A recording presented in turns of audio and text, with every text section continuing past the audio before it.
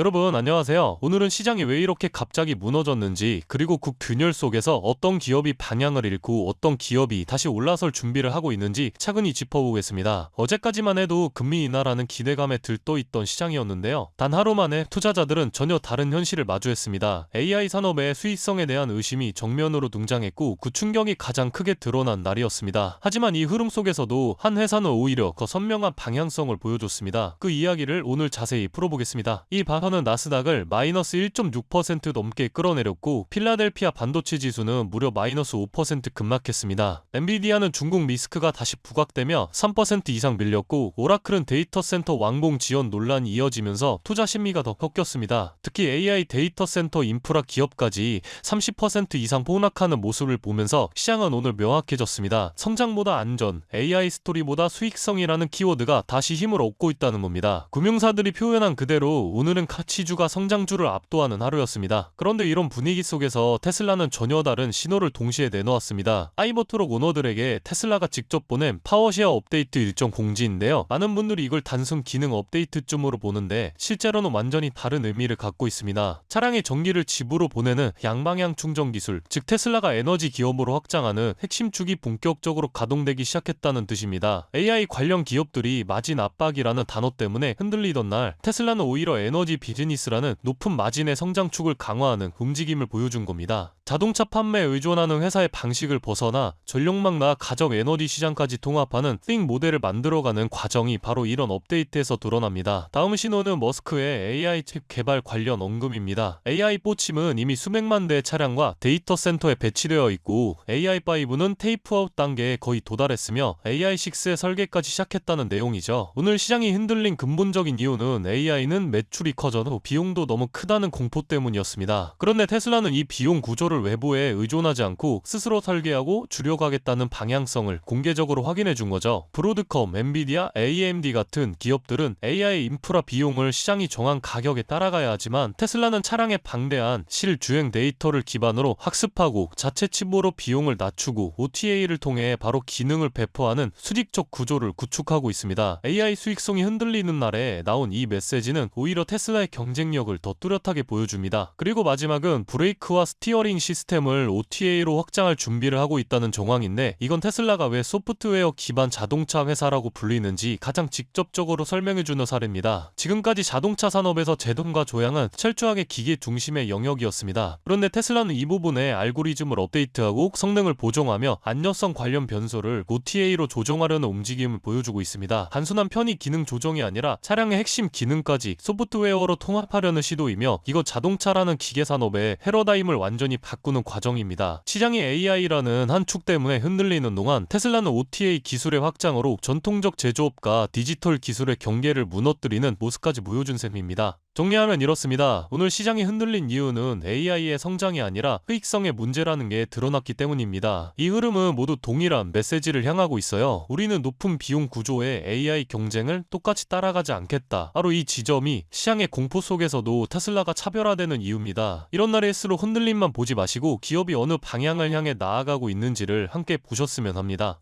그렇다면 여러분들은 지금 주식 시장에서 수익을 내고 계신가요? 우리는 어떻게 해야 이런 불확실한 시장 속에서도 안정적으로 큰 수익을 얻어갈 수 있을까요? 눈에 띄는 대장주 M7 같은 종목들은 이미 너무 많이 상승한 뒤이기 때문에 앞으로는 진짜 큰 돈을 벌기 쉽지 않습니다. 진짜 기회는 그 대장주들 뒤에서 움직이는 수혜 종목에서 발생하는데요. 이런 종목들은 시가총액이 작기 때문에 비교적 소액으로도 접근이 가능하고 리스크 관리 또한 용이하죠. 즉 적은 자금으로도 큰 수익을 노릴 수 있는 구조입니다. 그런데 지금 시장을 움직이는 가장 큰 힘은 단순히 금리나 유동성이 아닙니다. 바로 미중 무역전쟁의 임합, 전략자원 전쟁이 시작됐기 때문이에요. 중국이 반도체에 이어 히토르 수출을 통제하기 시작했고 미국은 이에 맞서 자국 내 히토르 생산 라인을 재건에 나섰습니다. 단순히 정치적 갈등을 넘어서 AI, 전기차, 방위산업까지 직결된 신냉전형 공급망 전쟁입니다. 가장 대표적으로 눈에 띄었던 건 바로 히토르 전쟁의 중심에 선 MP 머티리얼스 티커였습니다. 미국 국방부와의 공급 계약이 발표되자 3개월 만에 주가가 6배 이상 폭등했고 거래량은 평소에 10배 이상 터졌어요. 1,000만 원만 넣었어도 6천만 원. 이게 바로 시장이 움직이는 타이밍입니다. 이런 종목들을 한번 불이 붙으면 정말 불도저처럼 밀어올립니다.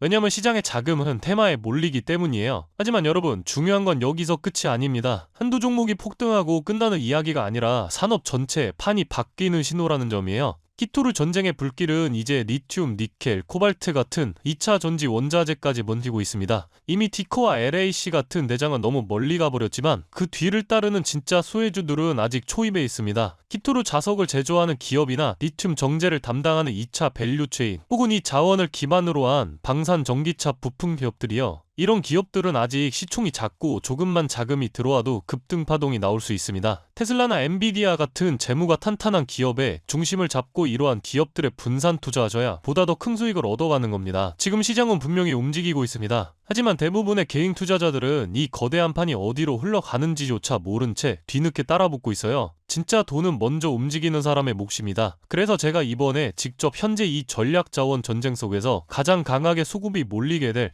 핵심 수혜 섹터와 종목 리스트를 정리해뒀습니다. 실제로 기관 자금이 들어오는 타이밍과 정부 정책 방향, 글로벌 공급망 재편 흐름까지 데이터 기반으로 정리된 PDF 자료예요. 이러한 정보도 소중한 제 구독자분들과 끝까지 영상 시청해주신 분들께만 오픈해드리도록 하겠습니다. 참여 방법은 간단합니다. 영상 아래 더보기란을 클릭하시면 파란색 링크가 하나 보이실 겁니다. 간단한 설문조사 진행해두시고 전송 버튼까지 눌러주시면 확인 후에 순차적으로 자료를 전달드리겠습니다. 절대로 금전 요구나 무조건적인 투자 권유 또한 하지 않습니다. 여러분이 시장에서 안정적으로 수익을 만들어 가시길 바라는 마음으로 준비한 자료들이에요. 꾹 가볍게 참고하시고 시장의 흐름을 직접 관망하셔도 좋습니다. 시장은 언제나 먼저 보는 사람, 먼저 움직이는 사람이 이깁니다. 지금 우리가 보고 있는 건 단순한 주가 상승이 아니라 글로벌 머니의 방향 전환이에요. 이 기회를 놓치면 다음 사이클이 올 때까지 또 몇 년을 기다려야 할지도 모릅니다. 영상이 도움되셨다면 좋아요와 구독 버튼 눌러주시고 저는 다음 영상에서 뵙도록 하겠습니다.